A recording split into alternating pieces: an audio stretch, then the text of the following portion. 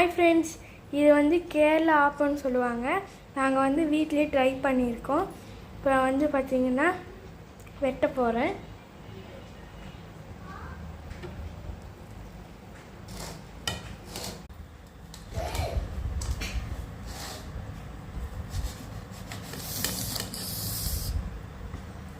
அது நான் கேக் அடி வெட்டிட்டு அப்படியே எடுத்து சாப்பிடு. கொஞ்சமாக எடு, சுட போகுது. கொஞ்சம் கொஞ்சமாக சாப்பிடு. எப்படி இருக்க? செம்ம டேஸ்ட். உண்மை சொல்லி நீ பையன் செஞ்சு சாப்பிட. நிஜமாவா?